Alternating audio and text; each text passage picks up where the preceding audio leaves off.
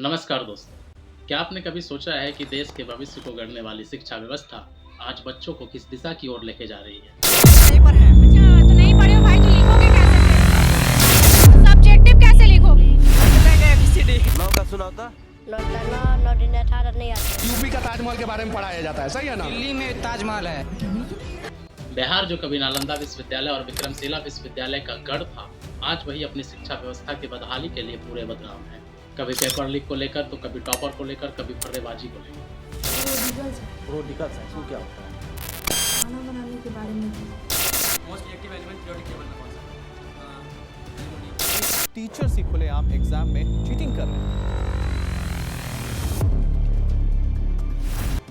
यह मुद्दा केवल भ्रष्टाचार और लापरवाही का नहीं है, यह मुद्दा है उन सपनों का जो हर रोज यहाँ पर कुचले जाते हैं।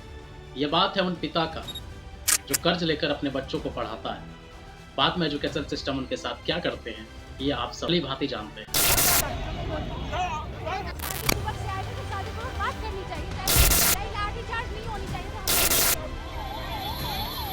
तो आज हम बात करेंगे बिहार के एजुकेशन सिस्टम के बारे में कि बिहार के प्राथमिक शिक्षा की क्या हालत है। क्या करते हैं बिहार के एजुकेशन सिस्टम उन बच्चों के साथ जो पूरी उम्मीद के साथ, जोश होश हवास के साथ पढ़ाई की तैयारी करना चाहते हैं, लेकिन सिस्टम ही कुछ ऐसा है जिसके कारण वो नहीं कर पाते।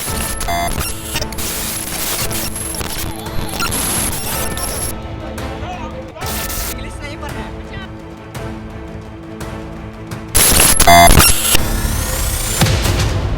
बिहार के एजुकेशन सिस्टम को जानने से पहले चलते हैं थोड़ा सा बिहार के इतिहास में। कहा जाता है कि जब कई सारे देशों में एजुकेशन की शुरुआत भी नहीं हुई थी, उस समय बिहार के नालंदा विश्वविद्यालय पूरी दुनिया के छात्रों को ज्ञान देना शुरू कर दिया था। नालंदा विश्वविद्यालय की स्थापना 5वीं शताब्दी में कुमारगुप्त के द्वारा किया गया था। यह बौद्ध धर्म की संस्कृति के अनुसार चलता था और यह भी कहा जाता है कि दुनिया में जब कोई हॉस्पिटल और अच्छी सुविधा का इलाज नहीं मिल पा रहा था, उस समय यहाँ के लोग आयुर्वेद में तामील हासिल कर पूरी दुनिया के लोगों का इलाज करना शुरू कर दिए थे। अब सवाल ये आता है कि आखिर ऐसा क्या हुआ था कि इस विद्यालय को जला दिया गया। तो इसका श्रेय जाता है तुर्की के सैन्य कमांडर बख्तियार खिलजी को।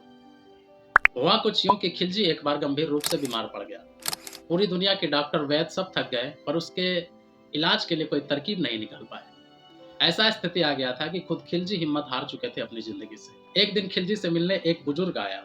उसने खिलजी को सलाह दिया कि भारत के मगध साम्राज्य में स्थित नालंदा विश्वविद्यालय के एक ज्ञानी सीलभद्र जी को एक बार वो दिखा ले। लेकिन खिलजी ने कहा कि मैं किसी भी काफिर के हाथ का दवा नहीं लूंगा, चाहे मेरी जान क्यों न चली जाए। पर खिलजी के बीवी बच्चों के कहने पर ही सीलभद्र जी ही तुर्की गए। जैसे ही सीलभद्र जी तुर्की गए तो पर खिलजी ने कहा, काफिर हमसे दूर रहो, तुम मुझे छूना नहीं, मैं किसी भी काफिरों से दवा नहीं लेता। सीलभद्र जी ने चेहरा देखा, शरीर का मुआयना किया और वो बाहर चले गए। फिर थोड़ी देर बाद अंदर गए। उसने खिलजी से पूछा कि कुरान पढ़ते हो? खिलजी ने कहा, जी हाँ, दिन रात पढ़ते हैं। तो सीलभद्र ने फिर उससे सवाल किया कि पन्ने कैसे पलटते हो? खिलजी ने जवाब दिया कि उंगलियों से जीभ को छूकर सफ़े को पलटते हैं, पन्ने को पलटते हैं। फिर सीलभद्र जी ने खिलजी को कुरान भेंट किया। अगले ही दिन वो धीरे धीरे ठीक होने लगा और धीरे पूरी तरह से ठीक हो गया। अब सवाल ये आता है कि कुरान तो वो पहले भी पढ़ता था, फिर सीलभद्र ने भी उसे कुरान ही गिफ्ट किया, तो उसे पढ़कर वो ठीक कैसे हो गया? तो इसका आंसर है कि सीलभद्र जी ने कुरान के हर पन्ने पर दवा लगा दिया था, जिसे उंगलियों से जीभ तक पढ़ने के दौरान पहुंचाने का एक अनोखा तरीका अपनाया गया था। खिलजी अचंभित था, शौक था, और उससे ज्यादा वो ईर्ष्या और जलन से मरा जा रहा था कि इन काफिरों के पास इतनी तरकीब, इतनी काबिलियत कैसे आई। और अगले साल 1192 में मोहम्मद गोरी सेना तैयार किया और पहुंच गए नालंदा विश्वविद्यालय मगध क्षेत्र में। खिलजी जब पहुंचा तो उसके स्वागत के लिए सारे शिक्षक, सारे छात्र बाहर आए। सबको ये लग रहा था कि खिलजी अपनी कृतज्ञता व्यक्त करने के लिए आया है। खिलजी सबके नजदीक गए, थोड़ी देर मुस्कुराए और फिर भिक्ष श्रेष्ठ की गर्दन काट दी। फिर गाजर मूली की तरह हजारों शिक्षकों, छात्रों को मार दिया और लाइब्रेरी में आग लगा दिया। आप इस बात से अंदाजा लगा सकते हैं कि लाइब्रेरी में कितने सारे पुस्तक थे कि 3 महीने तक आग जली थी। पूरे नालंदा को तहस नहस कर दिया और वहां से बंगाल आकर खिलजी साम्राज्य की स्थापना की। और सबसे हैरत की बात यह है कि आज भी उस हत्यारे के नाम पर बख्तियारपुर रेलवे जंक्शन है, जहां से नालंदा की ट्रेनें जाती है। अब बात करते हैं कि आज के एजुकेशन सिस्टम इतनी बदतर क्यों है। तो इसका बड़ा योगदान है बिहार की पॉलिटिकल पार्टी। जो अपनी सत्ता के लिए कुछ भी करने को तैयार हो जाते हैं। बिहार में इलेक्शन पर हर कोई नेता आकर यही भाषण देते हैं कि युवाओं को नौकरी मिलेगी, फ्री राशन मिलेगा, बेरोजगारों को पैसे दिए जाएंगे। एजुकेशन सिस्टम को कैसे सुधारा जाए, इस विषय पर, इस मुद्दे पर कोई भी बात नहीं करता। जबकि हर साल यहाँ की सरकार शिक्षा व्यवस्था के नाम पर 3,000 से 4,000 करोड़ का बजट पास करता है, लेकिन ये पैसा सिर्फ कागजों ही में रह जाता है, ग्राउंड लेवल पर देखने को कुछ नहीं मिलता। और सबसे बड़ी बात यह है कि यहाँ के इलेक्शन जातिवाद के रूप में सबसे ज्यादा होता है।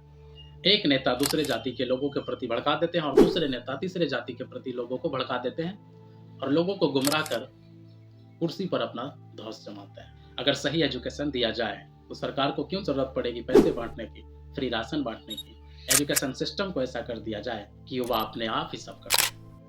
2023 के रिपोर्ट के मुताबिक पाया गया है कि 40% टीचर ऐसे हैं जिसे किसी भी सब्जेक्ट का ज्ञान नहीं है। 30% से अधिक टीचर ऐसे हैं जो नियमित रूप से स्कूल ही नहीं पहुंच पाते। TISS द्वारा एक सर्वे किया गया था जिसमें यह सामने आया कि पूरे देश 41% टीचर ऐसे हैं जिनके पास ग्रेजुएशन में गणित विषय शामिल नहीं था, और वो सब महाराष्ट्र, बिहार, असम, छत्तीसगढ़, कर्नाटक, पंजाब, मिजोरम, तेलंगाना के 22 स्कूलों में 3615 शिक्षक,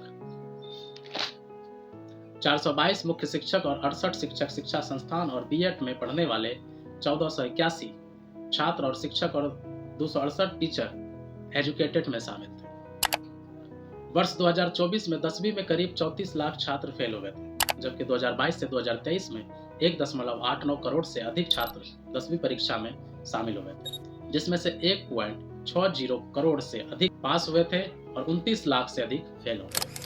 ड्रॉप आउट भी एक बड़ी समस्या बन गया है पूरे देश भर में। ड्रॉप आउट प्रतिशत 2021-2022 में 20.6% था, जबकि 2018 से 2019 में 28.4% था और अभी भी यह आंकड़ा 21 पर अटका हुआ है। अगर बात करें बिहार की, तो बिहार ड्रॉप आउट की लिस्ट में दूसरे नंबर पर आता है। यहाँ 42% बच्चे ऐसे हैं जो ड्रॉप आउट है। जहां राज्य में और CBSE स्कूलों में वर्ष 2022 से 2023 में 10वीं में 27.50 लाख से अधिक और 12वीं में 18.50 लाख से अधिक छात्र फेल हुए थे। जहां ड्रॉप आउट बच्चों की संख्या बढ़ने का मेन कारण है कि स्कूलों को अपना रिजल्ट बेहतरीन की होड़ लगी हुई है। ऐसे में कमजोर छात्रों को दोबारा दाखिला नहीं मिल पाता है और वो ड्रॉप आउट कर लेते हैं।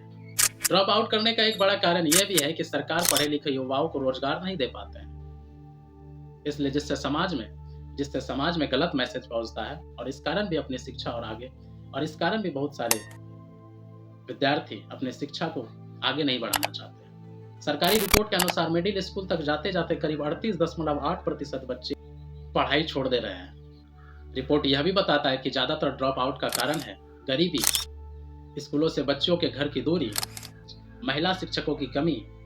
AASIR रिपोर्ट के अनुसार 36.7% स्कूलों में छात्रों के लिए टॉयलेट की व्यवस्था नहीं है, जो बच्चों को स्कूल न जाने का एक बड़ा कारण बनता है। बच्चों के लिए शुद्ध पेयजल की सुविधा नहीं मिल पा रही है, टॉयलेट की सुविधा नहीं मिल पा रही है। कई सारे स्कूल ऐसे हैं जहाँ पे बिजली नहीं मिल पा रही है और बहुत सारे स्कूल ऐसे हैं जहाँ भवन ही नहीं है। एक रिपोर्ट में यह दिखाया गया था कि एक स्कूल में एक रूम में बिठाकर 5 क्लास करवाया जा रहा था। तो उस स्थिति में आप ये समझ सकते हैं कि वहाँ किस तरह की एजुकेशन दी जाती है। अब सवाल ये आता है कि ड्रॉप आउट रोकने के लिए क्या सोल्यूशन निकालना चाहिए सरकार को। तो ड्रॉप आउट को रोकने के लिए आंध्र प्रदेश में एक पहल निकाला गया है कि वह स्कूलों के साथ साथ पंचायत को भी जोड़ा है।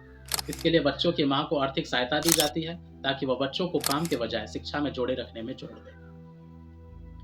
मिड डे मील के अलावा अन्य सहयोग भी दिया जाता है। इसके अलावा फेल होने पर छात्रों को उसी स्कूल में नियमित कक्षा में दाखिला दिया जाता है। शिक्षा व्यवस्था मेरी सरकार से यह अपील है कि शिक्षा व्यवस्था पे आप जितनी भी कानून कार्रवाई करते हो उसका ग्राउंड लेवल पर आकर चेक भी किया करो कि क्या हो रहा है क्या नहीं हो रहा है। आप सरकारी दस्तावेजों में तो पास कर देते हो, लेकिन यहाँ कुछ